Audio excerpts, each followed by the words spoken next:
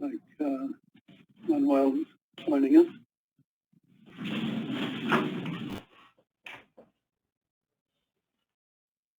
There he is. Okay, well, I expect Heidi Sanborn to join, but let's get it started.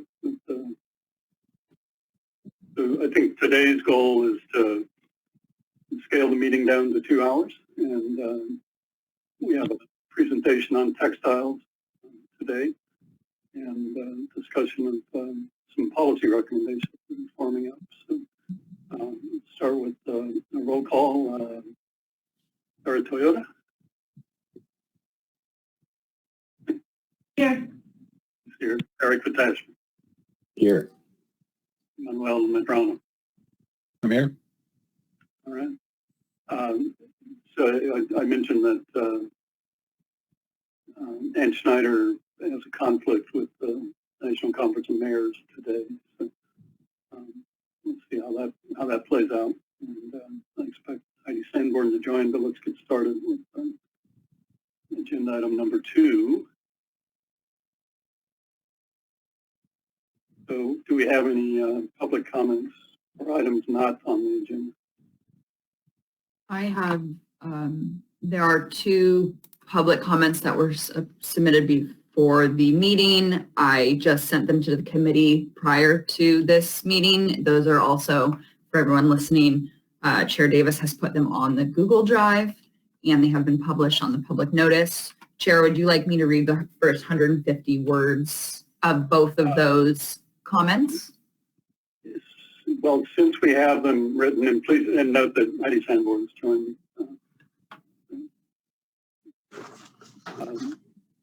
What's the committee's pleasure? Both of these comments have to do with polypropylene.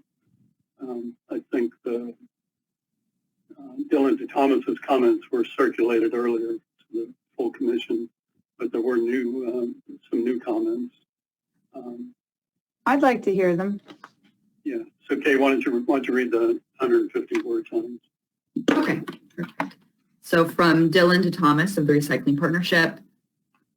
Dear Mr. Davis, on behalf of the Recycling Partnership and our Polypropylene Recycling Coalition initiative, I write to express our appreciation for the work of the California Statewide Commission on Recycling Markets and Curbside Recycling and the efforts of the Market Development Committee to carefully assess and identify recyclable products regularly collected in curbside recycling programs to include in the Commission's recommendation in July 2021. As you know, the partnership and the Association of Plastic Recyclers, APR, presented information to the Commission in January 2021 to help provide context on the polypropylene recycling landscape and the market strength for this recyclable material nationwide and in California. In response to follow-up questions from the Commission, the partnership provided initial answers based on our immediately available data and insights and worked to collect additional answers through the coalition to further assist the Commission in its decision-making. These additional answers are provided in Appendix 1 of this letter and reflect testimonies from 3 companies, PreZero, Peninsula Plastics Recycling, and Envision Plastics. The rest of the letter has been published, including the Appendix 1 referenced. I will read the first 150 words of Tasmin Etagaf's comment, Pure Cycle Technologies. Dear California Recycling Commission, it has been brought to our attention that the state of California has been working to understand the status of end markets for polypropylene packaging collected for recycling. Sustainable domestic markets do exist for PP, and our company is a leading example. Pure Cycle uses a technology to recycle polypropylene that is a patented solvent-based purification process that dissolves PP in a specialized solvent to remove additives, resulting in a purified near virgin plastic. No chemical reaction is created, nor is there anyone else currently bringing a technology like ours to the market commercially at the magnitude we are. We have spent the last 3 years proving this technology out, and we are now developing 1 billion pounds of domestic capacity in the U.S. over the next 4 years, starting with our first plant in Ironton, Ohio, that is slated to be operational by the end of 2022. That comment has also been published. At this time, there's only one other comment, but I believe it fits better under agenda item 4. So I'll wait. Okay. for that one. Okay, great. Thank you, Kate. So, yeah, both of these relate to polypropylene. I think the question about whether it's generally recycled is still at the recycling committee, as is their pending recommendation on how to move off the list onto the list. So that'll reach the commission at some point, and then we can, if we want to revisit the market development aspects, I suppose. I think the Dylan DeThomas's comments had to do after the presentation to this committee, and he received some questions that I don't believe they were from the, well, they weren't from the committee, but so there's a lot of documentation and specific sites, I guess 4 now in California, gearing up to accept polypropylene, source separated polypropylene. If you recall, I think the issue was that number 5 was going out in the mixed plastic bales, and that market has shifted, so the demand for for separated polypropylene has increased. And I think we're in this transitional period. So see where it goes. And then the comment from Ohio was a new comment on technology. All right. Any follow-up? Just on polypropylene, I don't know if CalRecycle has a capability to pull this information, but it'd be good to know what the volume of single-use polypropylene is that's coming into our waste stream, just because I think that would help infer what kind of investments would need to be made across all of our infrastructure to source separate it out, or to separate it out in the back end of the market. Okay, Mr. McGraw. Yeah, that was one of the questions I had for Dylan as to a needs assessment in California. So maybe he could also, if he's listening in, or we could put in that request to them to provide that as well. But CalRecycle obviously should have that info as well. Yeah, I'm trying to look back to, I don't recall what meeting that was that they made the presentation, but Kate, when we'll include those in a data request at the end of the meeting, but there was some information given, but I think it was national information, and whether you just disaggregate that on a per capita basis or not. And Heidi Sanborn. Thanks, Chair Davis. I guess I would just urge the folks who want to see polypropylene listed as recyclable, they really just need to show us, we're the California Recycling Commission, and they need to show us what the volumes are, where they're going to, where the plants are going to be, and how fast they're going to be ready to take this stuff, and why they should be, and make their case to us as to why it should be listed. That's, to me, the onus is on them to show us that should be deemed recyclable. So just want to put it that way pretty clearly. Yeah, and I have not been listening in to the recycling committee. That seems to be where this is focused. All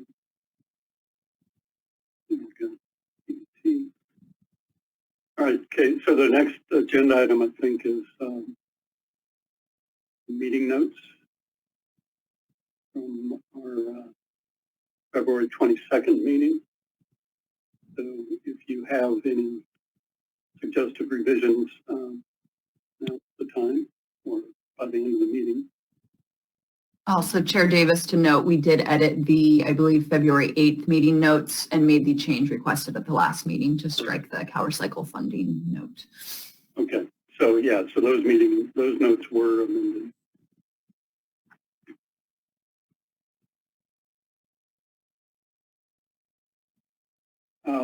If I can show my screen just in the context of that prior discussion.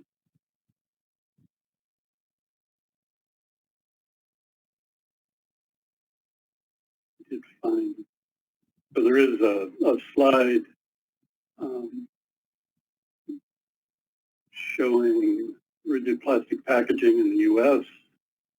and polypropylene here, with the recovered percentage in blue, the unrecovered in green. So the sum of that, I suppose, would be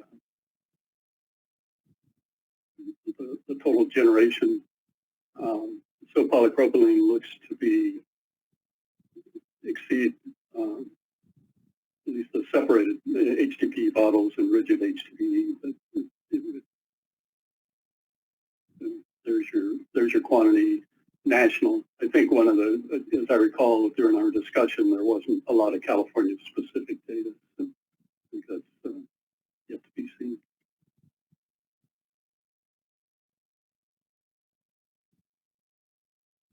But yeah, it is less than HDPE and PET.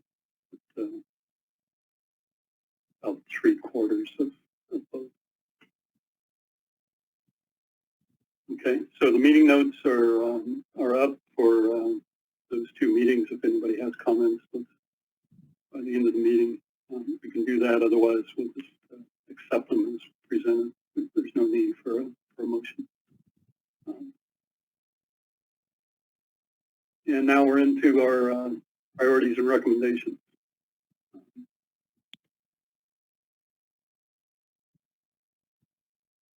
Kate, Chair if you wanna- Davis. Yes. Yeah. Would you like me to bring up the a document for this portion, or would you like you to show the screen? Yeah, why don't you bring the document up? Okay. And we have a public comment. So. We do. And here, this is the, I'm bringing up the agenda, if that works. And I will read the public comment we have received.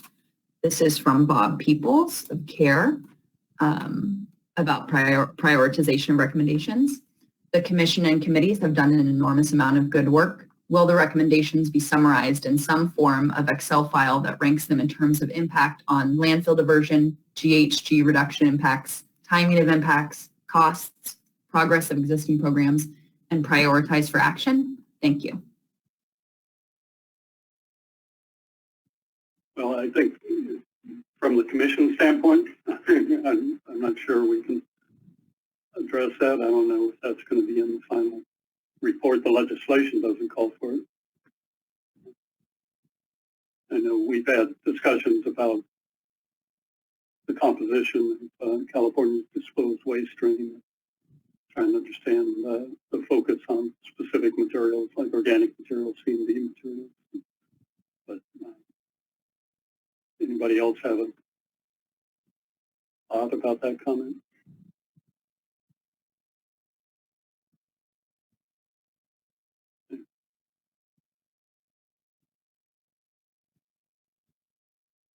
So these are the topics before us.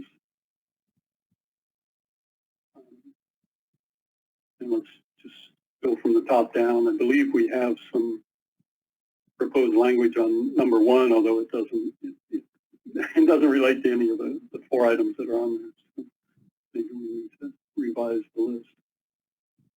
And that's on road base. So I put documents in Drive, and for the policy areas, I created folders in Drive. So if you go to Drive, you'll see a folder called road base. And there are 4 documents in there that Sarah Toyota and Heidi Sanborn have been working on regarding road base. So who wants to introduce those topics?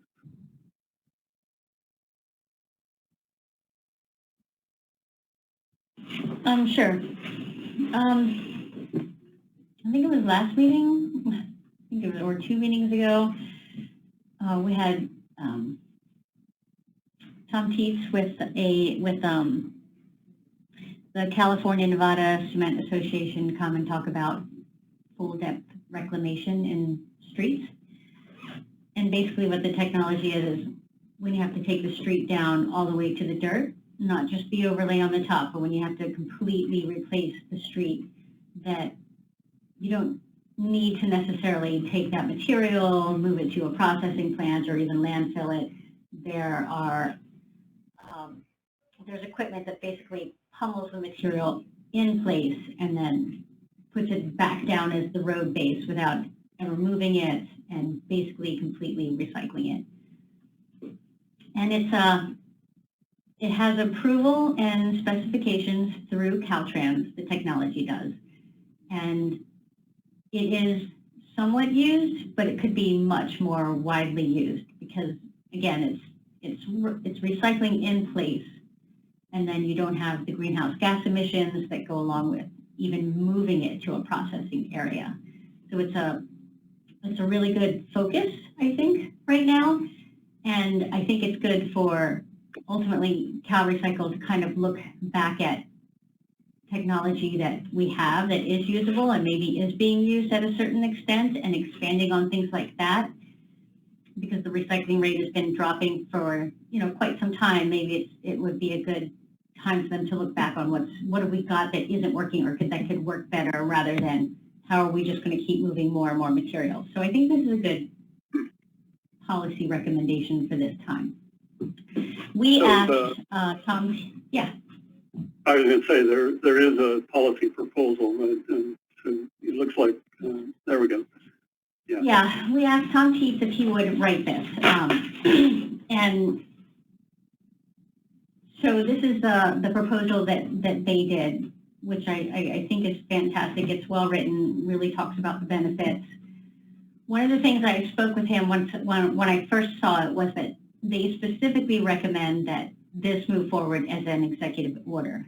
And we did agree that legislation is probably not the best answer to move this forward. There's times when, for instance, you don't need full depth reclamation. You just need to resurface the streets or things like that. So it's hard to legislate this in a holistic kind of way without interfering with other things that you may have to do with streets. And then again, it's perfect for a lot of situations, even maybe most, but not all. So it's really hard to pinpoint a legislation. And I think that their idea of moving forward within the executive order is a good one. But I would also say that it may be best, as Heidi and I talked about, that instead of specifically saying this is how it should move forward, we open up that language to say this should be done. These are all the reasons, which are really well spelled out from Tom and the people that he worked with, and then let the legislature figure out how they want to move it forward. Or the agency, or whoever is appropriate. Or 'cause this whoever. Advice goes to everybody, yeah. And I would say too, I'd add that Commissioner Toyota and I are having a call tomorrow with the Sustainability Director of Caltrans. And we hope to discuss this and other things, and starting that conversation about what can be done, what is reasonable, what are they already looking at, so we can report back on that conversation and even take some notes and post them. But we're hopeful we'll learn a lot more tomorrow. Yeah, I guess one thought would be, what's the threshold? When is it more appropriate to recycle asphalt into a new road base than to remix and recycle the asphalt on the road base? And then my second thought was, how does that tie into using more tire-derived asphalt, particularly on Caltrans projects, I guess. So if you were to take the asphalt remix into road base, you have an opportunity, it seems, to put down fresh TDA and push that push that policy a little further. So I'd be curious, as you talk to Caltrans, how it fits. What's the threshold, and does this open up more opportunities for tire-derived asphalt? Yep. And I'm going to suggest, Sarah, that we actually submit to them before our meeting tomorrow this proposal to see if they have some time to think about it, and she might have some staff that are working on this that she could forward it to too and get even more ahead of the conversation. So we could just pause on this and just say that we want to do this, we want to submit this, but we want to also talk to Caltrans first and make sure we understand their side of the story before we finalize it. I think that's a great idea. Okay. Okay, so this would come back here Mhm. with that So we'll talk to input. Caltrans, and then we'll bring it back here, hopefully next meeting, and talk about it a little more then. Yeah, so Sarah and I can send this over today to them ahead of our meeting tomorrow. So it looks like on the policy agenda that we want to include road base as a topic Mm-hmm. separate from, It's very heavy. it started with asphalt shingles. Recall, I may be off on this, but I recall that the road base is a part of the road and this works, but when you resurface the top that you're actually driving on, that's when the tire drive products ultimately come into play. Right. But if rather than recycle asphalt, because there are machines that simply regrind and put the asphalt back down. Mhm. So that's what this is. So this is actually grinding it into the road base. There's a portable machine that remixes the asphalt in place, reheats it, and puts it back down. Uh, And it seems like if you put it in the road base, then you need new surface. But if you're doing a new surface, that's an opportunity for the tire-derived asphalt. Yeah, and we still have large numbers of remainder composite inerts material, soil, rock, and fines that it's not clear exactly, that's still getting disposed, and it's heavy material. So if we could just make sure, at least from the state perspective and all that they're doing, that when none of that is ending up getting disposed, that would be helpful. mhm. So this, I think the asphalt discussion kind of started out from public comment about asphalt shingles and grew into asphalt and is now kind of more into tire-derived asphalt as well. So our heading on the policy is asphalt shingles. But I suspect we want to modify that to we now have three categories under asphalt. Well, one of the things Commissioner Toyota and I were discussing was actually doing an entire policy around what Caltrans specifically can do, because the volumes that they utilize and the amount of material that they can use is almost unprecedented from any other agency. So especially when it comes to C&D materials. So, and organics, we're thinking that after we have this discussion, that was one of the discussions we had was, should we put it all under one, what Caltrans can do to help us drive markets in California.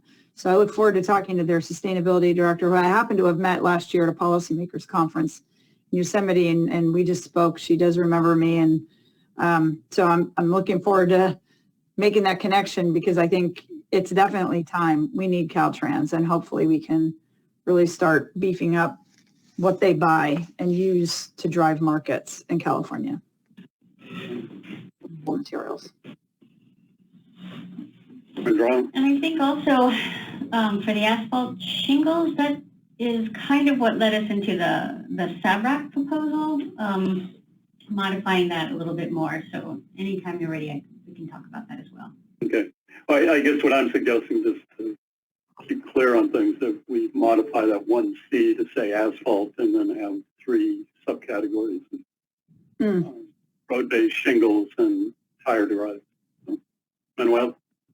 Yeah, that. Thank you for bringing that up, Commissioner Toyota. That's what was going to be my suggestion, to mirror it to the SABRAC recommendation that we put together. Because yes, I agree with Commissioner Chair Sanborn, Caltrans could be helping us out with a lot of recycled content material and a lot of the material they buy. So maybe like, John, like you said, maybe this needs to be more of a recycled content or market development intent on this recommendation that covers all those materials and it's addressed to Caltrans. So Do we want to put an E in there for Caltrans, or do you want to, let's bring that up at our next meeting after you have your discussion with them? Yeah, and then also we can bring up the outline of the updates to the state agency by recycle campaign policy, because the other thing we could do is just simply have a whole section of SABRAC about Caltrans. So there's different ways we could cut it. I prefer to not add a whole bunch more policies separate, but kind of, if we can put it under state agency by recycled, maybe that's the best way to do it, and just have an entire section about Caltrans, because it's unique in its ability to help. And Caltrans, I know from my discussions, their paving policies have a direct impact on local government. Mm-hmm. If Caltrans were using more tire-derived aggregate, it would be easier for local agencies to access them. If nobody's using it, it's hard to convince batch plants that they should be making it. And costs go up. And costs go up if they'll even make it. Mm-hmm. So why don't we open number 5 while we're at it? An adopted commission policy for state agency by recycle campaign.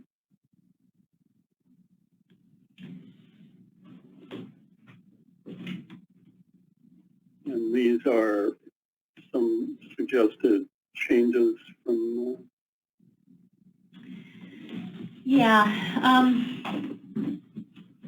Well, the main thing that I ran into when I looked into the SABRAC is that it's for recycled content products, right? So as long as the state agencies purchase something that's a recycled content product, then they get their credits. But the problem that I saw with Caltrans and say the asphalt shingles or not so much the tires because they've already been recycled, but with the shingles, they're not recycled products. I mean, they're pretty much just the shingles source separated. And they, at that point, if they use them in the roads, then they really don't get credit for SABRAC. So at the end of this proposal, basically what I wrote in was language that would add that if a state agency, unnamed, used a product that wasn't recycled but would be recycled because of the use, that could count as SABRAC credits. And that was my way of fitting in everything that's going on with Caltrans and SABRAC and asphalt shingles and everything else that they may be able to use.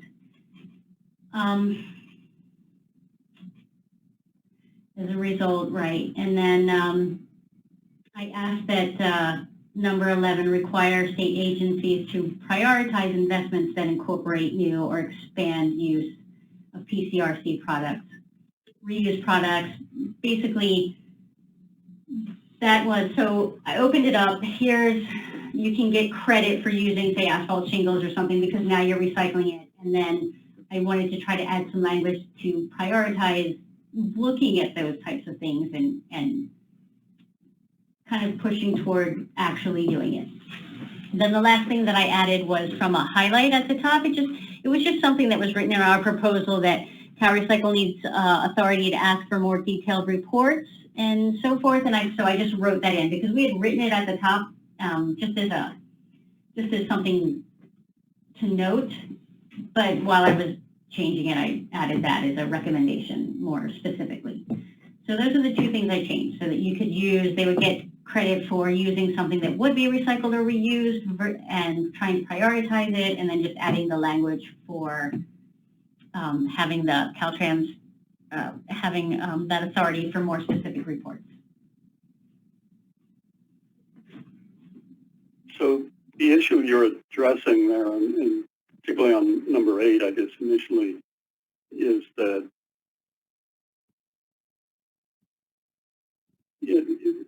something like asphalt shingles that's not commonly recycled or not recycled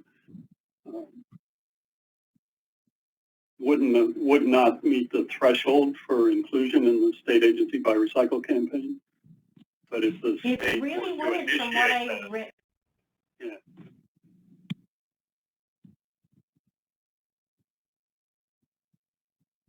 yeah, sorry, I was trying to understand that that threshold. So something that's not recycled now, like asphalt shingles, doesn't fall under SABRAC, right? Because it's not recycled. Exactly. Yeah, we have to fix that somehow.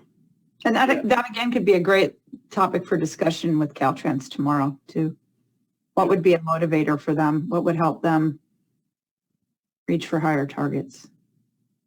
Yeah, so our suggestion on including information on repair or repairability, for example, because there's no standard for that, it's hard to include it.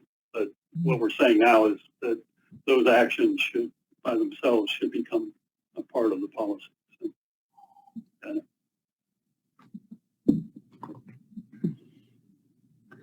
So I would propose that we just also leave this hanging. This is an existing policy and we can update it in the next report. It doesn't seem urgent. The bill has already been introduced on this and CalRecycle is obviously listening to these discussions since they facilitate and support us. So I want to make sure that we're final and we're right with the final recommended updates to the policy. And since again, we're talking with Caltrans tomorrow, I think we just kind of hit pause on both of these and maybe bring them back at the next committee meeting after we've talked to them and see if there's any other ideas that have come out of that conversation with them. okay. So what we want to do is now put the SABRAC policy back on the list. So an update to the SABRAC policy would go on the list, and we'll bring that back at our next meeting. Yeah, sounds good. Okay. So that'll bring us up to 10 for now. You can take one off. Just a quick note, I just got in the email that Carbon Light just filed for bankruptcy, so we might lose Carbon Light in Los Angeles. Perfect. Another market problem, yeah, and they have plants in Pennsylvania and Texas too, so they just filed for Chapter 11.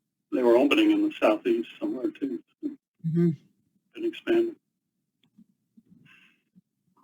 Okay. Well, More work to do. PET goes off the list, right? Not recycled. How's that going to work? Yeah, great. Okay. On glass minimum content, so to move down the list and try to get to our presentation, glass minimum content is going to be scheduled for our first meeting in April and talk to the Glass Packaging Institute. Had a really good discussion for about an hour, the president, and he's going to join us and have an announcement of a new national initiative, which may or may not have much effect on California. So we talked about the idea of requiring minimum content for glass sold in California, and also whether there's other updates needed to that existing language, which predated the plastic language. So we can look forward to discussion and then maybe a quick, hopefully quick turnaround if we need anything following that discussion in April. Textiles is next, coming up. And so we'll hold off on number 3. Mr. Manuel Medrano is ready for our next meeting, right? Yes. Great conversation meetings with National NDRC. No, wait, sorry, I'm getting that wrong. National Defense Resource Council, and also ISRI as well, helping us develop this policy. The NRDC did a great study and work with the Yale students to work on these fiber-derived products and are working actually to help on the recommendation as well. The one thing that I did also wanted to address is, we're talking about updating some of these proposals. The diapers, I think that is more appropriate after speaking with a couple of folks, more appropriate for the recycling committee. They actually are working on presenting a policy themselves on that. It's a little bit hard to fit in between first as a market development policy and within the fiber derived personal products. So if we could update that to just at least number 4 be fiber derived personal care products, I would request that, and then at a later point, the diapers policy will go to the recycling committee. Okay. Is the recycling committee aware of it? No, not yet, because they haven't. the policy hasn't been developed yet. So. All right. Okay, so we want to modify the title on 4. Yeah. Mm-hmm. And we'll hear a presentation at our next meeting, Yes. and then hopefully develop the written policy following that. Great. General plan guidelines. So. Sorry, can I add to that? Yeah, go ahead. Sorry, Commissioner Madrona, I just wanted you to know that NaturCare is a personal care products feminine hygiene company that's a member of ours at the National Stewardship Action Council. We just did a press release about the bill on the flushable wipes and how they use only fiber, paper-based fiber, but they would be interested maybe in helping on this too. So I can talk to you about that offline and connecting you with them. Please do. Thank you. Yeah, that would be great. These 2 organizations that are helping out, they're mainly focusing right now on the napkins and but this will be great to add this part of it as well. And if in the case of market development, the proposal will be to hopefully work on something that the California markets, or at least domestic markets, could benefit from. So we have a public comment. Yes, this was from Steve Lautsey of Resource Revolution. Per the current discussion and points raised by Chair Davis, I am curious whether there will be a separate and clear focus on recycled asphalt shingles, aka RAS, focusing on SABRAC and road building materials overall, as well as on Caltrans broad options, is very positive. But my concern is that the original focus on market development options for recycled asphalt shingles may be getting lost or watered down. Important foundational work on RAS has been done, including draft specifications at Caltrans, and the work at the Commission and this committee represents a golden opportunity to move forward. Please discuss today or at another committee meeting. Thanks for all your good work. Okay, and I'm assuming that's a part of the discussion tomorrow with Caltrans. Exactly. And we do know, and Mr. Lautsey, we appreciate your input, and we definitely know all that. And I think the key is just seeing where they are at today, and I don't think anybody's spoken directly to them, so we're very excited to be able to do that tomorrow and find out more directly, because that open communication is going to help us figure out how to move all this forward as fast as possible by material type. So thank you. Right. So back on number 1, we have other, we focused on asphalt, but we have drywall, flooring, and carpet certification on that list. We heard a drywall presentation. Are we ready for language on drywall? So we can look at that. Should be next. Go ahead. Okay. Yeah, I was going to say, I think Amanda was helping us. She took the format that we set up. It's actually very helpful to not make us write everything ourselves. So she's taking a stab at the proposal, and I think she just sent it to us, but we have to look at it, Sarah, but and then decide to bring it. But we will definitely bring it to the next committee meeting, because we definitely need to be moving on this one as well. Okay. And flooring and carpet, I know we've had comments, we had a presentation on carpet, we have a policy on carpet.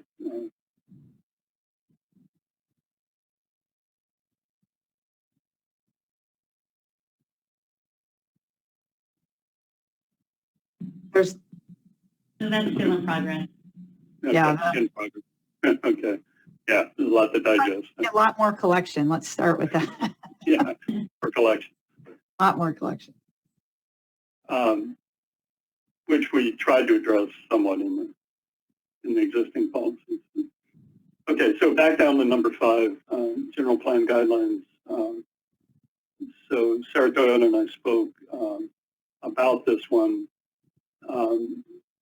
The general plan guidelines were updated in 2017. They had not been updated for something like 13, 14 years prior.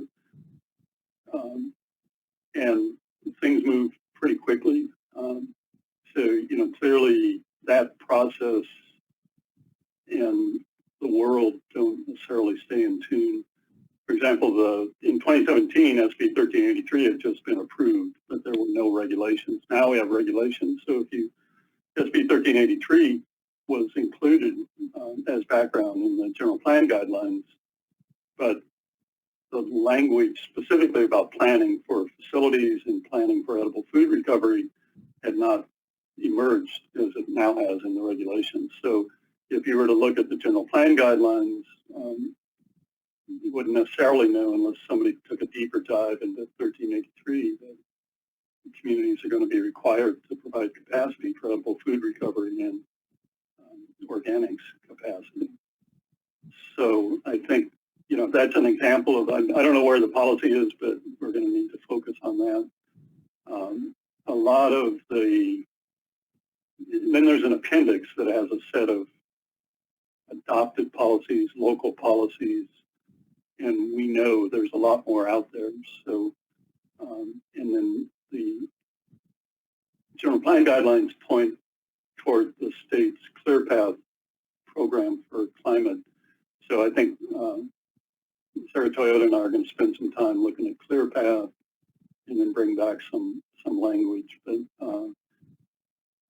there's also the link over to CEQA, and a lot of the analysis and the guidelines relate to the conformity of general plans and climate action plans. So we're going to take a look at ClearPath and see how that addresses methane reduction. I think the other point that noted that's lacking in there is a focus on reuse businesses, the reuse industry, repair, both as economic development, but also economic development that meets the needs of residents. So Committee Member Schneider has brought up a series of thoughts about the relationship between land use and reuse and repair businesses. It's not addressed in the regulations, in the guidelines. So I think that's an area that we might be able to bring some focus. But I think given the infrequency of updating the guidelines, I'm not sure how much urgency we place on this. But and it's a big topic, so we want to spend some time and get it right. But we'll try to at least maybe come up with an outline. Sarah, I don't know if you have any other thoughts about it, but it's not something we're ready today with. No, actually, I think you covered it very well. I mean, it is such a long time between actual updates that they do, and yet these are long-term plans. So the more often you update it, the more important it is that you update it actually more often, because once the city's done with that, they're not going to do it again for many, many years. So it's really good that it get updated often enough, at least, to really catch some of the newer, more important legislations and so forth. They were pretty quick to update it with 1383, but there's a lot of things left out that we talked about, like reuse and resale shops, that kind of infrastructure, and actually having that mapped out, as well as just your average landfills and transfer stations and so forth. So, yeah, I look forward to getting that. Kara Morgan did point us to the guidelines that were updated, and the Gower Cycle had input to that, but said that's going on 4 years old now. Our world has changed quite a bit. So just one example is that in the land use element, communities have to address their need for solid waste disposal. And the guidelines have kind of liberally interpreted disposal to mean recycling, composting, and all these other activities. But I think most of us wouldn't consider recycling to be disposal, but nonetheless, that's within the language. So it's a big topic. So we'll bring it back. The changing competitive and efficient is going to be in the background document. We have some background language, so I'll start updating that as we develop more specific policies around it. But we had some language interpreting what that meant earlier, and so I'll bring that language back. I also plan to go back to the original 1993 plan and see how the Integrated Waste Management Board artfully worked their way around the language in competitive, because they never addressed it. I think they just decided it needed interpretation, so they interpreted it. I'm not sure it's important from a legislative standpoint. We can make that same interpretation, and we have to. I'll address that in a draft background language for us to see. Number 7, Mr. Patashner and Toyota have been talking, I guess, on the producer's role in market development. So,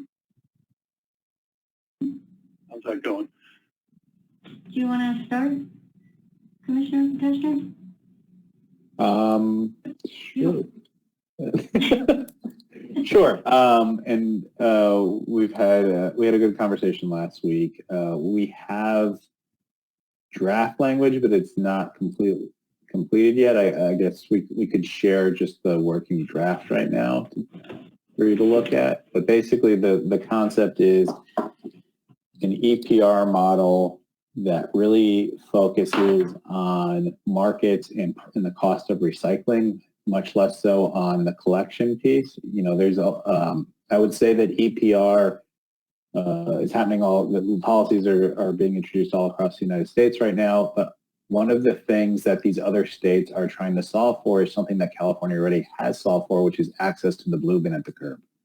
That is not something that, you know, we're sort of, we solved for that, and we really need to take it to the next level and figure out what is either making its way into the blue bin now or not making its way into the blue bin now that can't be easily recycled and find a market for. So what you'll see in a moment is a framework that really focuses producer organizations on bridging that delta gap between the cost of recycling their material or sorting that material to what the market will bear for that material. And also, I'm not sure it's in the document or not, but an assumption of this framework is also that there would be some mechanisms in there on product performance so that the producers would have to meet rates and dates or post-recycled content requirements in there as well to help pull material through the process. So happy to answer questions before we get into it. Sarah, do you want to take it from here? You might want to increase your font size a little bit, a little hard. I have a quick question. Because in general, I totally agree with this framing, and I just wanted to, because of course we were just talking about carpet. There is no real infrastructure for collection, and the producers really, like, that's a key part of their role. Is getting these markets developed if they're going to keep selling these products and then expect us to somehow find homes for it. So I guess I just want to put it out there to the producers, you know, if nothing else, it's market, drive the markets, help us find, you know, figure that out. That is part of your role in the future. It's not going to be just to sell it. We just can't be searching for markets for every single thing put on the free market. Thanks. I just wanted to put that out there. Okay. So basically after we talked, I put in the language because this is really focused on markets and so it really starts to take effect after the collections, the curbside collection. So the first paragraph is just about how curbside collection is pretty much wrapped up in franchise agreements of some sort, and it's paid for basically by ratepayers.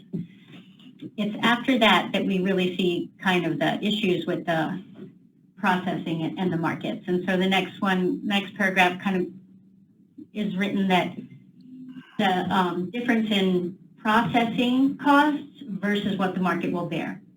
And so this is where this policy comes into play, the first place, is where there's that difference between what it costs to actually process recyclable material versus what the market will pay. And if it doesn't pay enough with a reasonable return, then you have perfectly good recyclable material that's not getting processed and moved anymore and going to the landfill.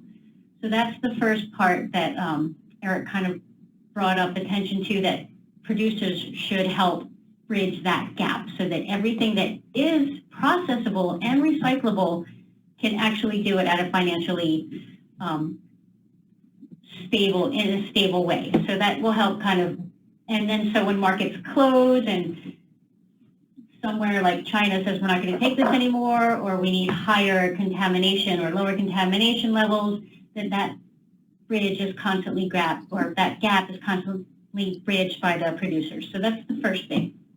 And then the second thing is that the demand for the markets and making them. And so that there should be some input, as Heidi was just saying, that those producer responsibility organizations also, they have to bridge that gap, and then they have to help create markets on the other end, or the producers do, to find places or help open up those markets at the end of their life cycle for their whatever they're producing. So ultimately, that's the purpose. Increase California recycling rate by supporting the processing costs for post-consumer material and by creating a funding mechanism for new recycle markets through producer responsibility organizations. And then we kind of got into down here where and how the plans are going to be submitted, or what should be in the plans, and so forth. We haven't really talked about this since I wrote it up this way, but I think what is helpful, might be helpful, first of all, if I can blow this up a little bit, is going to be, this is what Commissioner Potashner put together to kind of help show where the funding comes into play.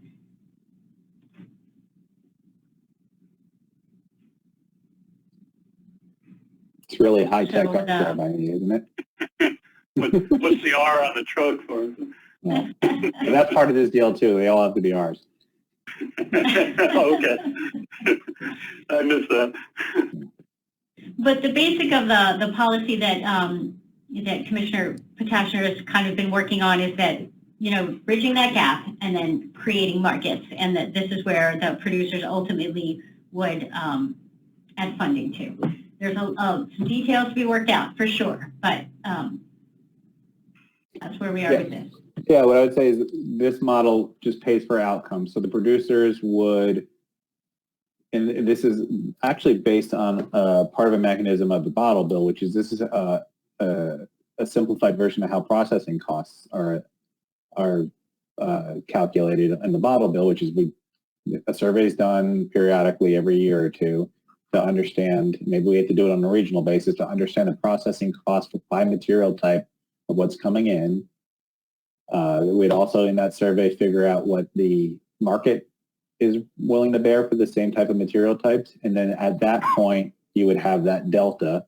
And part of the stewardship plan that would have to get approved by CalRecycle is, okay, we will fund these outputs either for what the MRF's producing, or a secondary MRF's producing, or they could be helping push through on the reclaimer manufacturer side. But we're only going to pay, the product stewardship is not paying for material going to the landfill. They're paying for the outputs that would meet the recycling goals that they need to meet in their plan.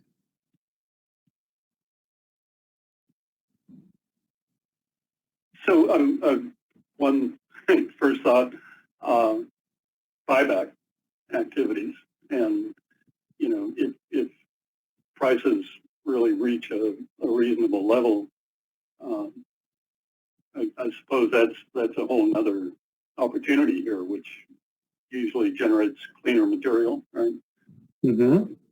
And so just looking at this, my first thought was how do redemption centers fit in here, which, because that's always been an issue.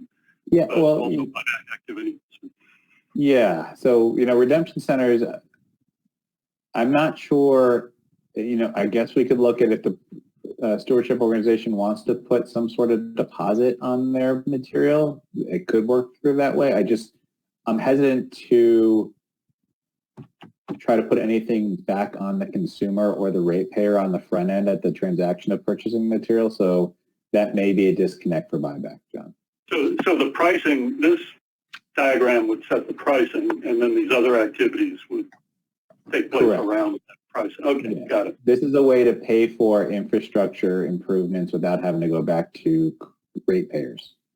Mhm. So if a MRF has to buy an optical sorter to get to the polypropylene, and that investment would not flow back to their garbage rates, it would flow through what they're going to get paid on a per tonnage basis, because the price of that infrastructure will get put into that calculation.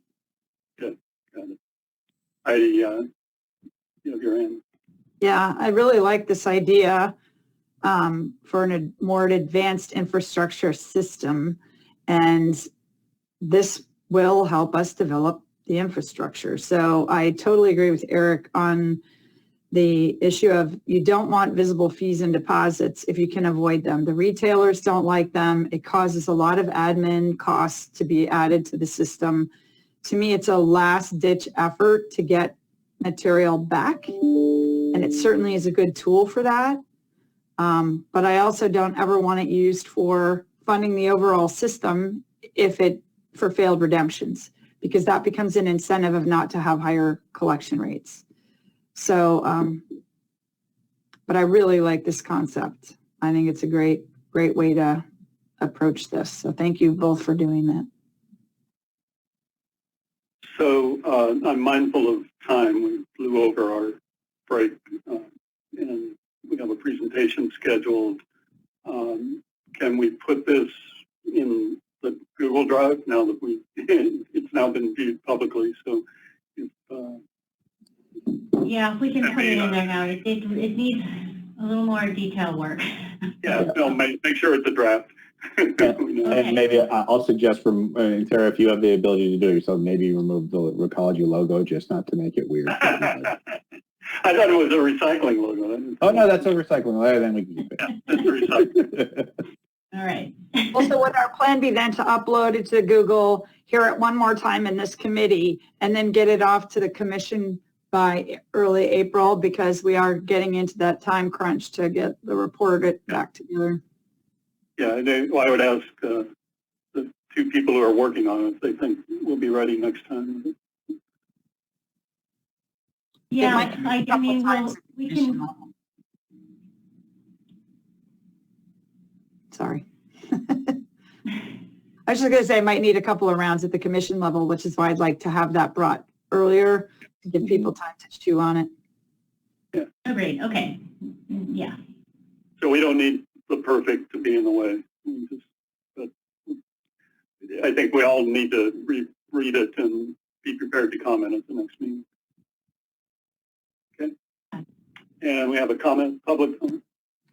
Yes, there was one public comment from Gail Bryce at XT Green in reference to the carpet and flooring policy. Regarding the carpet and flooring policy, FYI, the California Carpet Stewardship Advisory Committee is meeting on March 24th for the first time since July 2020. The Market Development Committee Carpet and Flooring Policy is on the meeting agenda. Okay. Wow, they haven't met since last July. Interesting. Okay, so we're going to review number 7. Number 8, Heidi Sanborn, I'm guessing we're not ready to move on that one yet. Third-party content verification. Well, it's a good thing to discuss with the group, because the more I've learned about this, the more it's not something California can do alone successfully. It really needs to be national, although we could set standards that policies could be developed for. Our certifications could be developed for nationally. To me, this is exactly the kind of thing that would be a really good issue to take up at the national level with SWANA, U.S. Conference of Mayors, NACO, some others, because if we don't have standardized, or the feds under EPA start developing standards that third-party certifiers could develop, otherwise we're having to do it ourselves.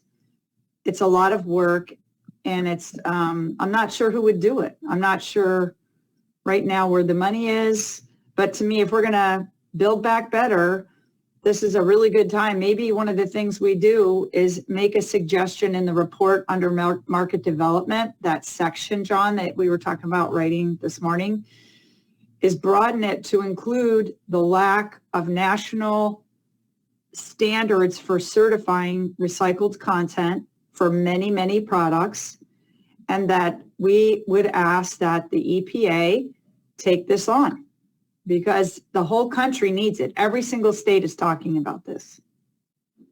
And I'm open to discussion on this. I'm not sure that it's best in any one state.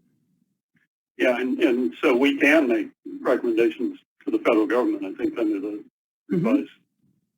So whether it be in the background, it would seem like it's a fairly specific policy recommendation.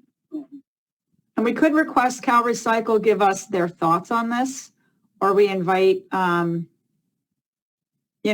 either the director or some of the staff to share their thoughts with us on this, because if it's California, it's just going to be expensive, and it's not going to really be what we need. We need national standards to develop certifications around.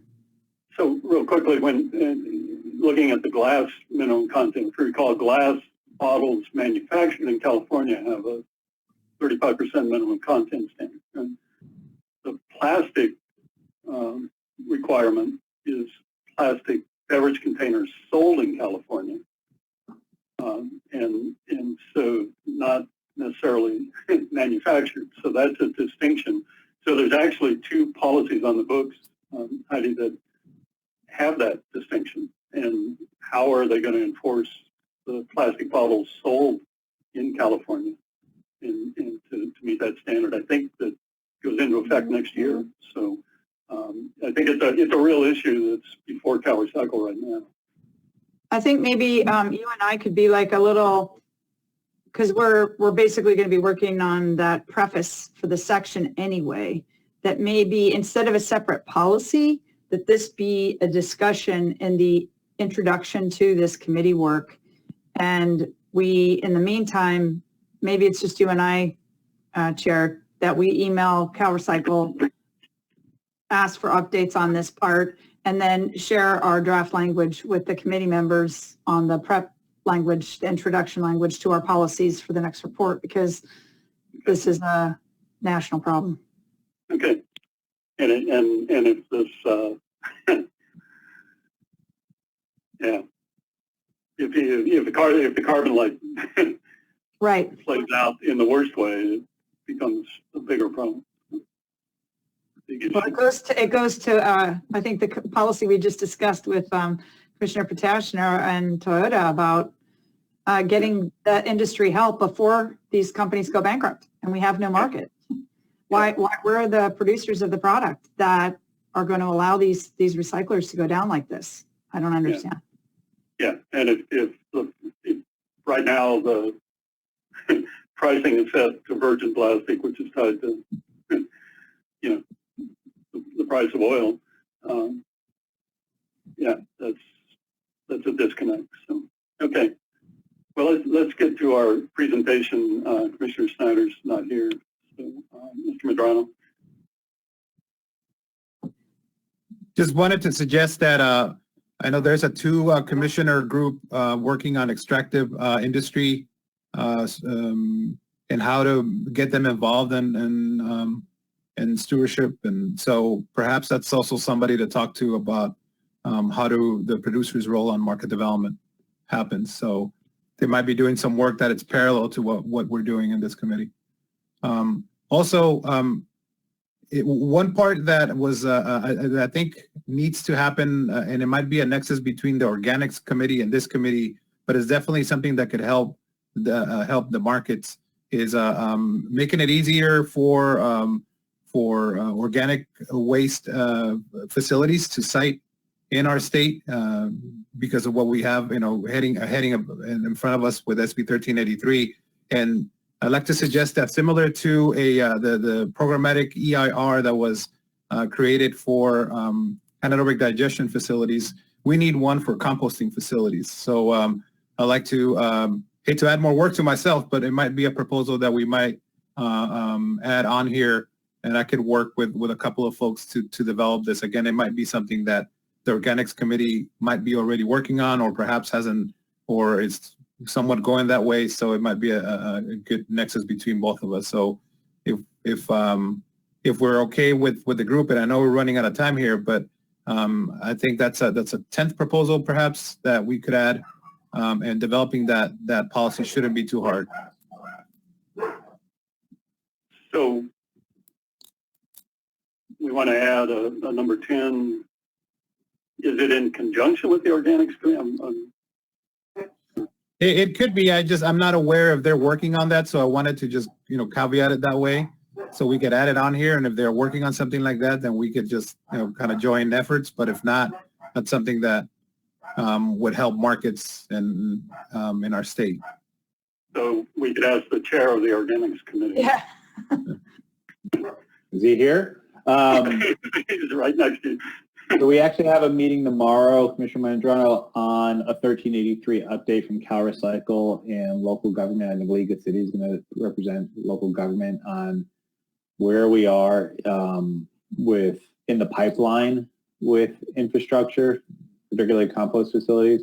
I'll bring this issue up in that conversation tomorrow, and then we can figure out the mechanics of considering that to either through this committee or jointly. From a experience of developing compost facilities, CEQA is for sure an issue, and an EIR would help. My experience, though, it's really been local land use politics has been a bigger obstacle towards getting more facilities up and running. Again, I think it's a good idea and we should do it. I just want to make sure expectations are there that the actual EIR, the CEQA process, is just one component, and usually not the hardest component when siting a new facility. Okay. Yeah. Sounds good. Heidi, Yeah, it was actually on the kind of related to this. Instead of adding a 10, I just want to suggest that we remove the third-party recycled content verification and make that a discussion and not a policy. I don't think it would be something. Why don't we take number 6 and number 8 and put them as subsets of the background document? Yeah. Okay. So we'd have committee background and then A and B. Okay. Let's do that to organize it. And while we're on the compost market topic, I have had concerns about the procurement requirements and their effect on existing markets. And I noticed that Stopways published an analysis that showed there's insufficient composted material now to meet the requirement of the procurement language. So I hopefully that's something that the Mr. Potashner's committee's looking at, because I think going in and interrupting existing markets just really bothers me. So, yeah, good. And yes, let's move to our presentation. So we're scheduled for a half hour. I think the rest of the agenda, we can move through fairly quickly after the 11 o'clock. So we're 10 minutes late, but we should be okay. Although we do have a public comment before Joanne takes over. So.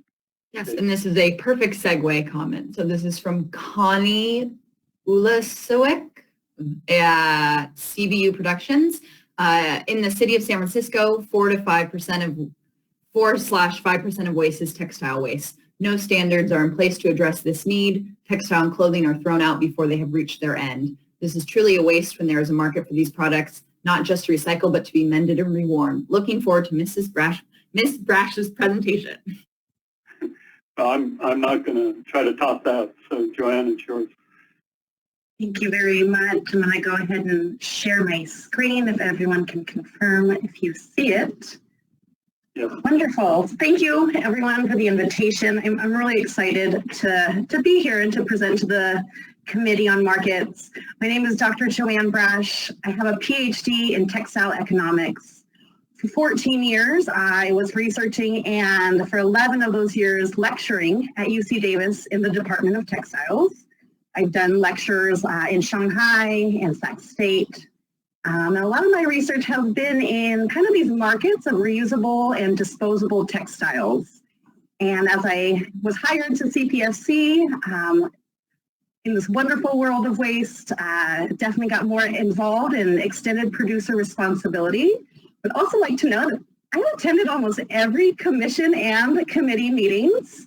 I just also would like to say everyone's doing a really good job, and you should be really proud of the report that came out in December and all the hard work. At the California Product Stewardship, we're a nonprofit. We primarily represent local government, haulers, recyclers, and we work through the lens of producer responsibility. So how can we get the producers of these problematic products engaged in these end-of-life solutions? So my goal today is to actually present in 15 minutes so that we can have the rest of the time to actually talk about the policies that I'm going to recommend today. I'll give a little bit of background on the problem of textiles in California, but my goal is ultimately to share firsthand data. There's a lot of information out there on textile waste, and at CPSC and some of our associates and sponsors, we're really working actively on gathering firsthand data to develop policies that are evidence-based. I'm going to recommend 3 policies today to the committee, one on a textile commission, one on hospitality textiles, and one on thrift store recycling. I do want to give a big disclaimer that this is not an exhaustive list, and that they're specifically not going to be talking about reuse and repair, which is something I'm working with Commissioner Ward on the larger commission. I'm also not going to be talking about labeling issues, and as Commissioner Sanborn was mentioning, just some of those federal issues that are really tying into the complicated issues in textiles and clothing. So just wanted to give a disclaimer. In 15 minutes, I don't have time to talk about it all, but I do want to go into, what is the problem in the industry and what's the problem here in California? So ultimately, it's a very complex industry, and some of these barriers to recycling are arguably more complex than what's happening in packaging. In the next few slides, I'll share some of the unique blends and fiber types used in clothing, and our ability to identify, sort, and segregate is much more difficult at this point in time. Also, clothing is a necessary good, so we are dealing with equity and access issues that cannot be impaired and cannot be ignored. As we move forward into developing a statewide program, we want to ensure that everyone has access to affordable clothing, etc. I also do want to give another disclaimer that in my 15 minutes, I do not have time to go into all the different details as to why we're not recommending a full EPR program for clothing.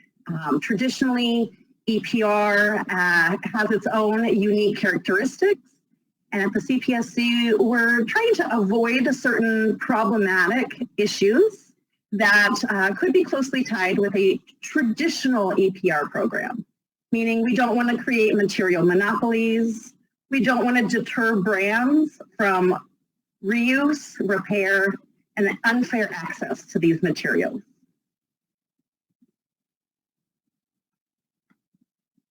Here we have the textile data coming out of the CalRecycle waste characterization. So we have this on 2 different tables. The top data is the combined categories of textiles by waste stream. You can see the franchise commercial haul and the single family residence. It is the 5th most common material in that waste stream.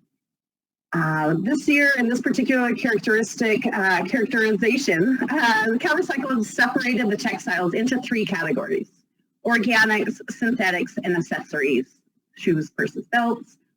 And so the bottom table is actually combining all the waste streams, but looking at the textile categories. So again, we are looking at 3% of the waste stream.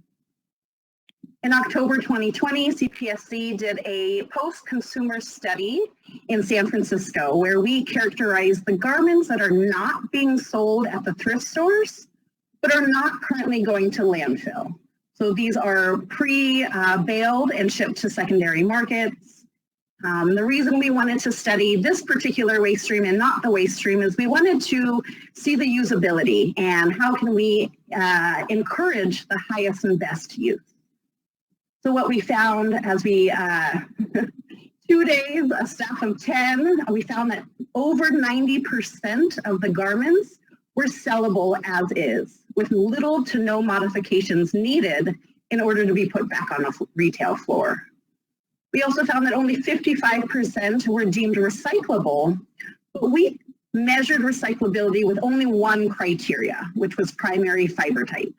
So we did not include other barriers to recyclability, labels, buttons, zippers. And what you can see is in 2 days, we found almost 1,000 unique brands, 44 unique polymer types.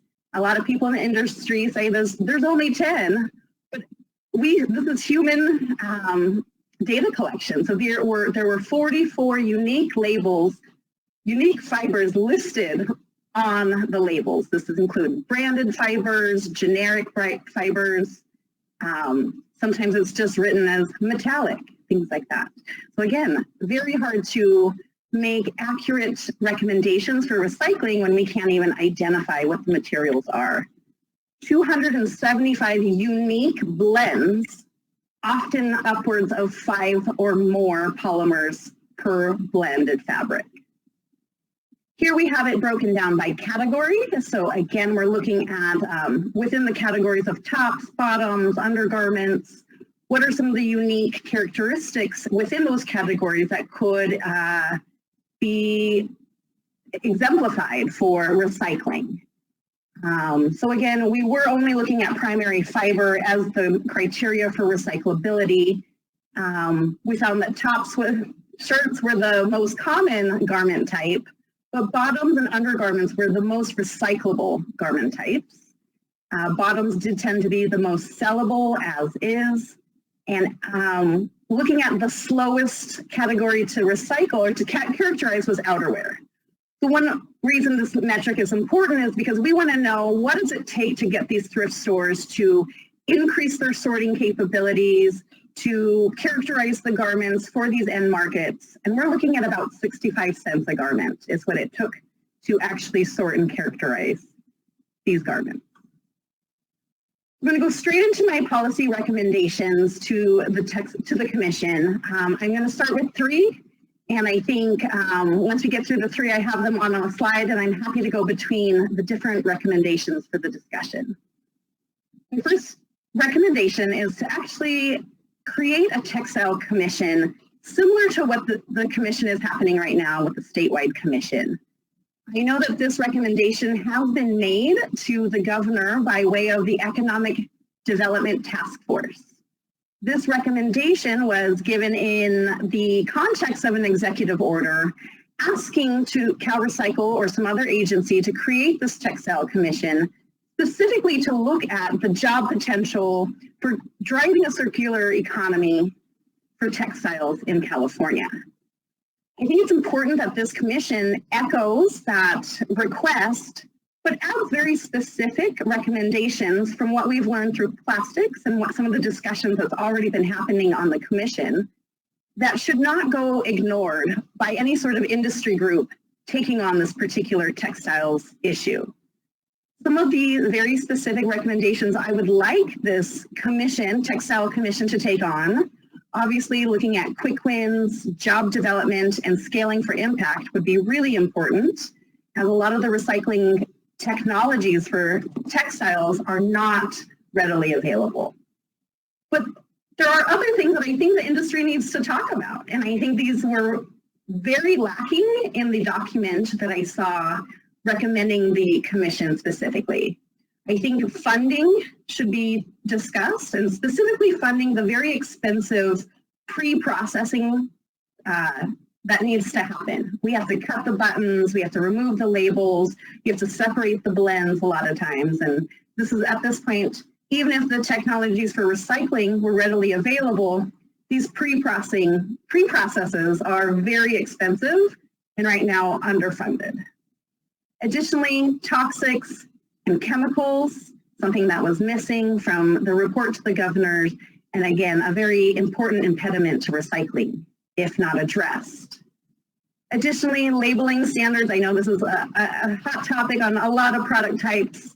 I do think that the textile industry is out there piloting new technologies, QR codes, but we want to know, how can we update this across the state, maybe at the national level, and make it equitable? Right now, the technologies that are out there being tested are, $30,000 just to get the conversation started. So if we're trying to include some of the smaller brands and the more startup brands, we want to make sure equity and accessibility is at the forefront. Additionally, green design incentives. The last thing you want to do to the fashion industry is tell them how to make clothes. So we do not recommend product standards. We do not recommend actually telling the fabric industry how to create their fabrics. But we do think that there needs to be some incentives for the designers to work with the recyclers, to learn how they can address recycling at the design, so before it's even produced, and to also discuss some of these more complicated issues like microfiber shedding. My second proposal to the committee is a producer-funded hospitality textiles program. With the larger commission and commissioner award, we're going to be talking about, opportunities for reuse and creating a system of like textile MRFs. And I think this is one of the primary examples of how we can get this started without doing a full-on textiles program. Hospitality textiles, these are sheets, towels, drapes, curtains, furniture covers. These are textiles that are already of the more homogeneous blend types. You're primarily going to have cotton and maybe only one or two fibers blended in. You're not going to be putting spandex in your curtain. So again, a very ideal feedstock to put into the recycling technologies that are coming on board, who do want cotton, polyester. They don't want the spandex. And this textile stream is already segregated. So there is a statute that actually dictates any textile that is available to the public must be commercially laundered, and those commercial laundries have a set of specifications for compliance. So there are opportunities to get involved and to use the commercial laundry facilities to pool and collect these textiles. So I do want to know that there's a lot of economic uncertainty with some of the hotels and other hospitality users, but this particular proposal will actually help fund a cost burden. So right now for hotels, hospitals, the cost of managing their linens is high. Right now, as they're going through the commercial laundry, there is a point of human interaction when they're doing the quality control. So again, it's really easy to intervene in a new system of collection and recycling for recycling without actually imposing a cost burden on some of the users of these textiles. There are also a lot of overlap between the hospitality brands and the clothing brands. Yeah. Joanna, it looked like Heidi Sanborn had her hand raised. Wonderful. Thanks. And congratulations, Joanne, on your 40 under 40 award. That was nice to see. I have more questions on the first one, but this one, so this says, we're talking a new type of MRF, a textile MRF, the priorities for next year, and this is going to cost money. Who are you proposing is going to pay for all this? We said producer funding. How would that work? Yes, I do see it as a producer funded with either a stewardship organization or the state oversight. I know there's some overlapping conversation, but I do see the producers of this particular product as the sheets, towels, and those products, which often do overlap with the garment company. So I see it as an opportunity for them to put their toe in the water to see how one of these programs would work before we take on all the garments themselves. So you're suggesting this is a high priority for legislative action in 2022? I do. I think the textile industry is thirsty. They all have minimum content goals, and right now their struggle is the feedstock because clothing itself isn't a good feedstock for their technologies, and there aren't enough water bottles for them to all meet their standards. So I do have some confidence that the recycled content standards for the garment industry would be a good pull through for this feedstock. And what volume of our waste stream is this section of textiles, do you know? I don't, but I do know that it would be a good opportunity for the back end of thrift stores and the back end of MRFs who are accumulating these particular fiber types and polymer types, could possibly actually send them over to the commercial laundry to actually accumulate economies of scale. And one of the benefits of accumulating at a commercial laundry is if they're dirty, you can wash them before you send them off. One thing that would help me determine priority is the I see under residential synthetic mixed and unknown textiles is about 3.6% of estimated generated residential disposed waste, and that's significant. But what percentage of that is this hospitality? I can think it's probably minuscule. And I guess when we're trying to focus priorities, I just, whatever data you can give us to make your case as to why this is a higher priority than other forms for dealing with textiles, that would be helpful, especially depending on the cost. Absolutely, thank you. Mm-hmm. And just a thought, I think what you're talking about, Joanna, is probably on the commercial side, which Yeah. not residential. So, and that might be actually worth diving into because I'm not sure what other franchise commercial disposed waste, I guess thrift store waste. It would just be good to check the commercial side of what the volume is if we're going to make it a high priority for next year, because we've got a lot of priority policies already. Okay. Well, why don't you move on, Joanna, and then we'll open it up. All right. Well, my third policy recommendation isn't a specific standalone policy, but basically a reminder to the commission that our thrift stores are actually kind of unacknowledged waste managers. That right now their biggest high cost burden is actually their universal waste, their hazardous waste, and their recycling. And so I wanted to encourage the commission and the legislature and anyone else who's listening that as we introduce new types of programs, especially ones with producer funding, that we include thrifts and we include this kind of back-end support as a way to incentivize them to better manage their materials. I also want to encourage CalRecycle, the reuse grant. They just had the first one released. It was a wonderful new grant and new funding, and I do want to encourage them to include thrifts in the next round of reuse.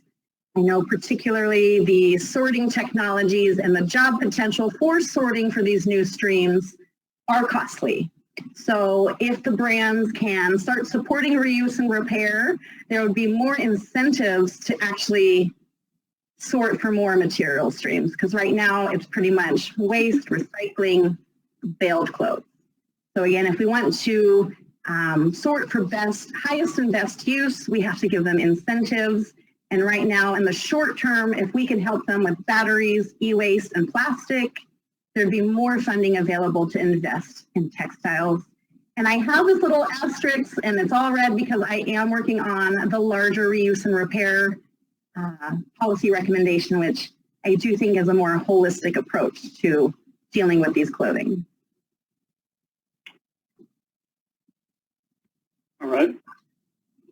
Now I have them all up on the screen. I'm happy to jump between the different slides. And I also want to put out this caveat that, again, there are quite a few other policies that I think would be important for a holistic approach to textiles. And the most important, the recycled content claims like Commissioner Sanborn was talking about, and chemical disclosure. Again, big impediments to recycling, and we hear crickets from the industry. So Heidi, you have your hand raised. Thank you. And thanks, Joanne, for these ideas, because we do need to do something with textiles. So this is a great start, I think, to this discussion. On the first recommendation on the Textile Commission, I think all the commissioners would say this. Commissions are hard, and they're unfunded, and they're a lot of work. And I'm not sure, I'm just going to be honest, I'm not sure having a whole nother commission is a really good idea for anything right now. We've got a really good commission here that's working really hard. And unless there was some really great reason why this should be completely separate, and a whole nother commission for CalRecycle to support, I'm just not sure in the priority of everything on their plate. Could you try to make the case for why that would be a great idea? Yeah, so I guess because the recommendation has already been made to the governor, I wanted to take the opportunity to have the waste industry to speak up as to what would be important to include in that commission instead of just focusing on jobs and material recovery. I'm not opposed to having it part of this particular commission. I just know you have a deadline in July, and I only had 15 minutes. So I wanted to, again, take the opportunity to echo what the industry has been saying, that this is complex, that there are very unique things to textiles and clothing. But I do have it understanding that it should be industry funded, because currently they're asking our education system to host the commission, which I'm not a big fan of. Yeah. Yeah, and I think every industry tells us the same thing, because it's true. Everything is complicated and different. So whether it's carpet and flooring or C&D, or it's all complicated. But we can't have a commission for every single material.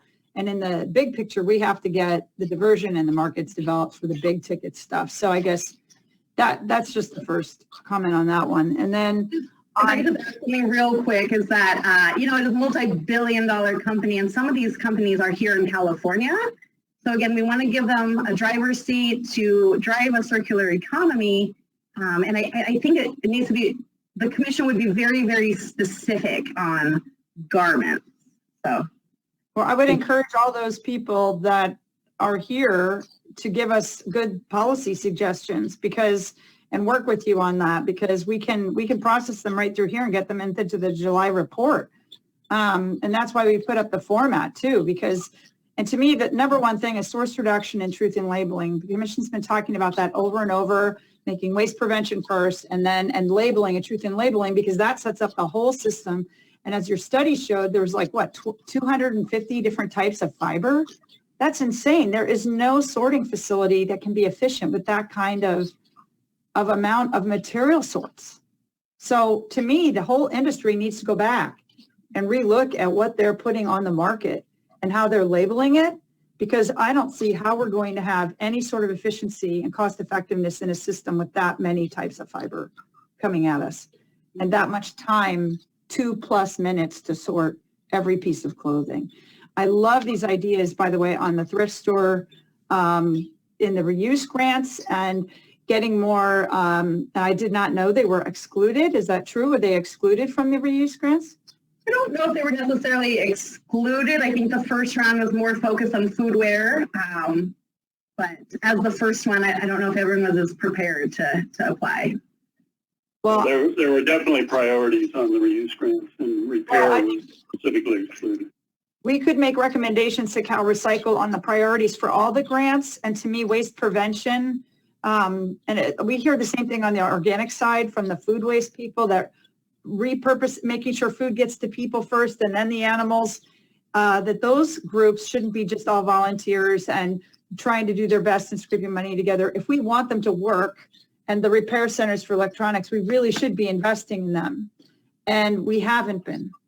And so with the organics grants and the, reuse grants, I love those ideas. And that's something we could consider. And maybe that's like an immediate proposal, because again, that should be first. So I'd look forward to seeing your proposal on that, Joanne, so that we can get that into this next report. And then the last thing, pre-processing and textile MRFs, the amount of complication we're adding in cost to the system is just going up and up and up, and nobody's willing to pay it, to be honest. The ratepayers are not willing to pay it. Producers don't want to pay it. So I guess what I would suggest is, if you have some contacts to some of these producer groups that we could start inviting in and having real detailed discussions on textiles, I would welcome it, because we need to get to the root of why we have so many different labels and material types in clothing. And the other problem we're having now is microfibers. And none of this is getting to that issue. And the fact that in wash, they're ending up in the water, that's a whole nother problem that industry is going to have to tackle that kind of relates to this. Because if we're going to have a lot of synthetic fibers, but they're eventually going to get cut because they're just creating too many microfibers, the sorting system won't matter. So thanks for your presentation. I'm really glad you gave us some ideas here, and look forward to seeing your next proposal on the reuse. So we have a public comment, Kate? Yes, we have another comment from Connie Ulasvitz. Wait, there is no textile recycling in place. We do not have bins that we are asked to place these in, ... So has for the hotels, they do not currently have a disposal place. That's been published. Yeah, I'm curious. There were textile MRFs of a sort, right? I mean, there was a whole hierarchy of sorting to wearable or vintage to wearable to recycle. Are those MRFs gone? There was a big one in Fresno for a long time. I guess I'm calling them a MRF, but they were basically a sorting Grading and facility. sorting, yeah. I do not believe there's any large-scale grading and sorting other than what's happening in the thrifts. Some of the large markets for grading and sorting, I believe India, Pakistan. Right. So I like the focus. I like the focus on number 2 because it's more narrow, and as you said, it's a limited fiber type. So what's happening now when those are worn out? Are they determined to be worn out at the generator or at the laundry or both places? Primarily, the quality control is happening at the laundry. They'll test them before they enter the laundry and at the end of the laundry process, which is a tunnel. And currently, it depends on the user's standards. So certain hotels want no loose threads, 0 stains. Some of them might have different standards, but right now, if they are unusable, the commercial laundry is the one segregating them, and then they have some markets. I do believe some are getting landfill because we don't have the recycling, but one thing I found in my years of working at the UC Davis Hospital was actually animal users. So you can use textiles that are not applicable for human use, are often usable in veterinarian settings, etc. So there are things happening on the back end, but again, it's not a policy, there's no reporting, and there's no mandate. So 2 quick questions, and then Mr. Medrano. The recommendation of the governor, is that public? Is that something we could look at? The copy I have is confidential. I could probably see if there's a public version. Okay. So if there is, it would be, I think, helpful for us to post that and look at it. And then also on, you mentioned healthcare. I assume that's not a part because of the the medical nature of what happens when a hospital has laundry to do. Does the same thing occur at hospitality? Yeah, they're. So it depends if the commercial laundry goes to the hospital level of standards and compliance, then it's going to be the same. But a lot of times, if it's hotel level of compliance, they can't wash hospitals. So most commercial laundries will go to the medical level of compliance. That way, they can wash both hotels and hospitals. So, and the vendors are essentially the same, right? Yeah. A sheet at that level. Okay, Mr. Medrano. Got a question and then later a statement. Joanne, do textiles from prison systems fit in here in any way? Yeah, so they're all going through a commercial laundry. So it would fit under number 2. We could even expand hospitality to include uniforms. A lot of times uniforms are also less mixed of fibers, so they'll tend to be more cotton, more polyester, but hospitality does sometimes include uniforms. But in terms of prison textiles, yes, the sheets, the towels, those are already going into the system. And my comment was more on what was said earlier by Chair Sanborn on developing a policy. I mean, I think the Textile Commission with experts in the markets and manufacturers could tell us best on how we could streamline that process of why there's so many different mixes of textiles. I mean, that's something that manufacturers could tell us if it's something feasible. So I would support number 1, that I think we do need the experts to be in the same room, in the same group to give us those recommendations. Instead of trying to wedge something within our policy recommendations that are although we have a deadline of June, July, then we were appointed for 2 years, but still that again, we're not experts in the matter, and I think they're the best ones to give us those recommendations, to the state. So we need to close in the meeting, but I'm going to ask Joanne, would you like to take a crack at formatting these into the commission's format? And Absolutely. We can do that, and I also appreciate the template being available on the Google Doc. It makes things a lot easier. Yeah, so I'll coordinate that with you. I'm still listed, for the moment at least, as the lead on the topic, so I'll be glad to work with you, and we'll bring these back shortly to the commission. We can explore, and you've got some preliminary input today. Yes, thank you, everyone. Okay, well, thanks, Joanne. Appreciate it. Great. Thanks for staying on time.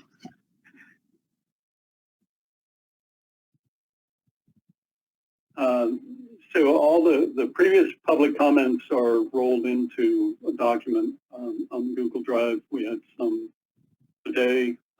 We do try to respond as best we can as we roll forward. But and then I think the meeting notes are now including comments that were received during the meeting, or they always are. So encourage everybody to look at it. Is there anything we want to bring up? I know carpet is a lingering topic. I guess we're going to roll back to that at some point, possibly.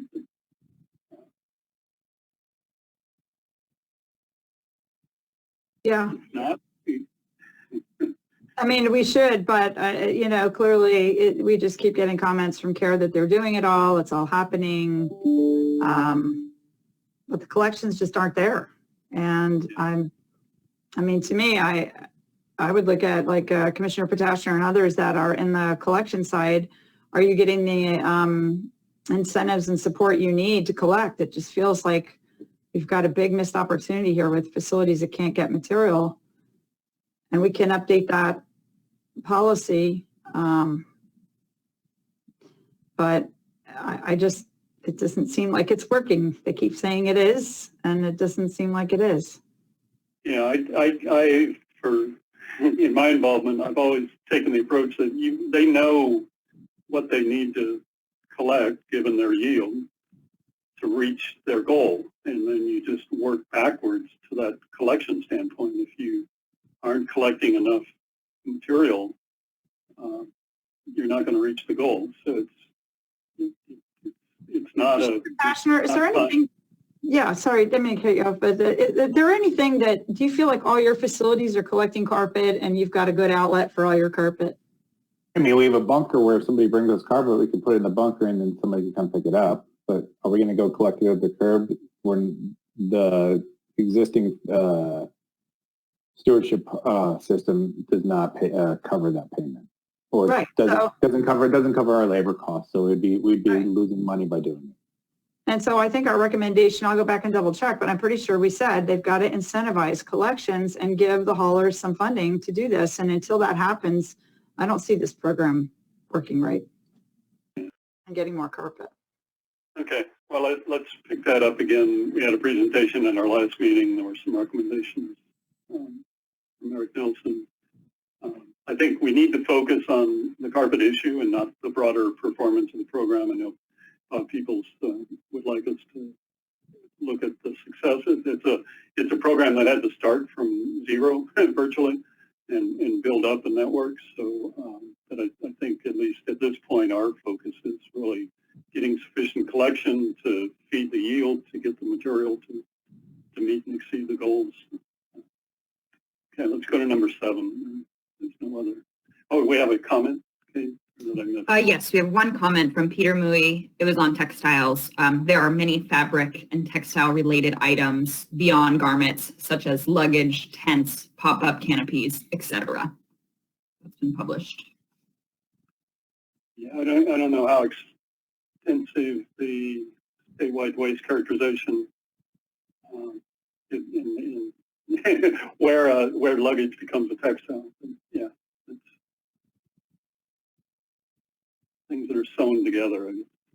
Kate, do you have a working list of what we brought up today in the way of data review? We did receive 2 responses that are on specific to the data review. These were the two outstanding requests shown. Yeah, which I also have the brief on safety of recycled content, if you would like me to bring that up. And then I did email the commission, I believe committee late last week, stating that CalRecycle cannot find a copy of this letter from October 1990. So you might bring that up. It's probably ancient history anyway. Might be something to bring up tomorrow and see if it survived the Caltrans filing system. Yeah, so this was a request to address health and safety considerations in products, and one was in, I think the tire derived program is generating a study. Is that my understanding? It's still ongoing on a health risk assessment sort of study in conjunction with playground services.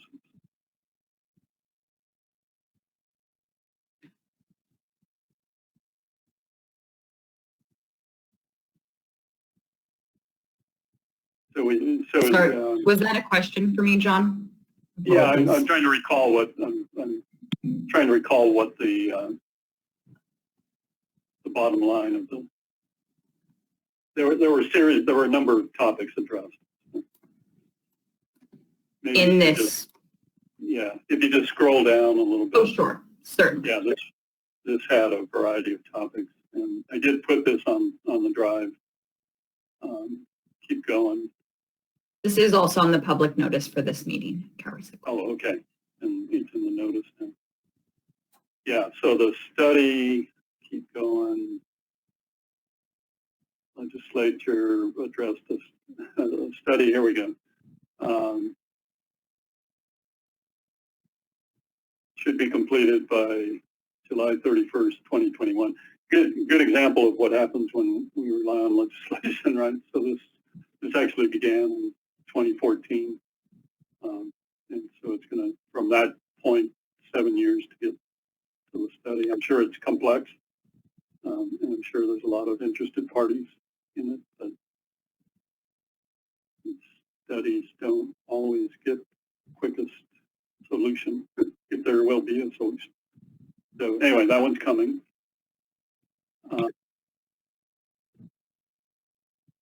Compost safety. I don't know if Mr. Batashner's took off his camera, but the compost is highly regulated. This summarizes existing standards.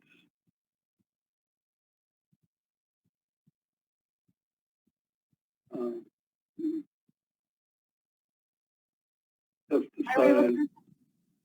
Yeah. Could you I'm hold sorry. it there? Lost. What are we doing with this? Well, this was a data request on safety. So Ah. Yeah. Happened so long ago, it's hard to remember what we. yeah, I'm trying to recall what. I think it started on the tires and kind of grooves. So might be something on. I don't know where this fits. I'm trying to recall who asked for this. Was this? Oh, I don't think I. It's a pretty comprehensive report. So. I think if I'm right, this came from trying to, we were thinking about what if we ask things to be recycled or reused, are they safe? And what is how does CalRecycle go about, or whatever state agency go about checking into that, if any? And it was just kind of background to make sure that we could, what we suggest doesn't cause something even worse. Right. Like plastics and roads. Right. Or synthetic turf issues.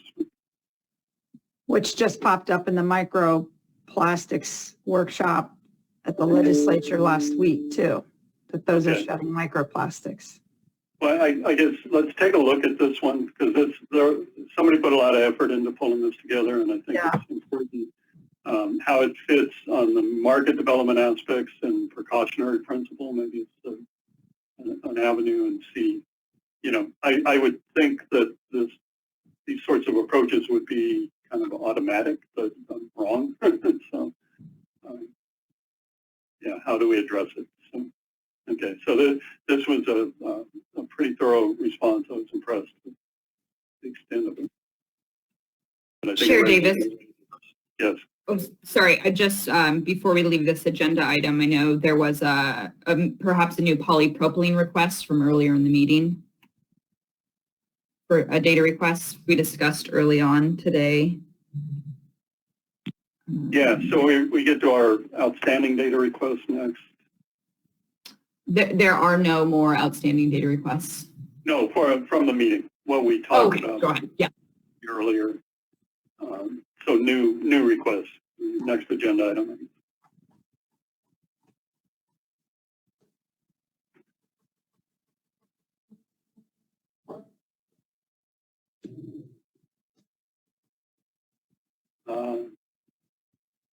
Okay.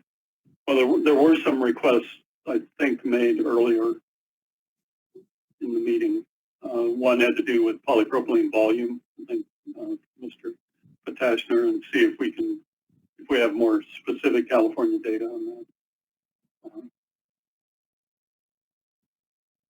Is that the only request from today? We'll take a look at the meeting notes when they come back, and if there are more, we'll flag those. I believe that was all. Yeah, so here's our upcoming schedule and schedule for presentations. It sounds like we're going to begin to have more policy language to look at. So let's try to get those in before the morning of the meeting if we can, so people have time to look at them and maybe facilitate our review of it. I know it's tough. It's hard on me to get things in, but let's try to get them as soon as possible. When they're ready, send them to me. I'll put them in the drive, and I'll alert everybody when they're in there. So another public comment, Kate. Yes, one from Peter Mui. This is on Goodwill closures. FYI, Goodwill announcing closed 8 stores in the East Bay on Friday. Okay, well, we're losing markets. We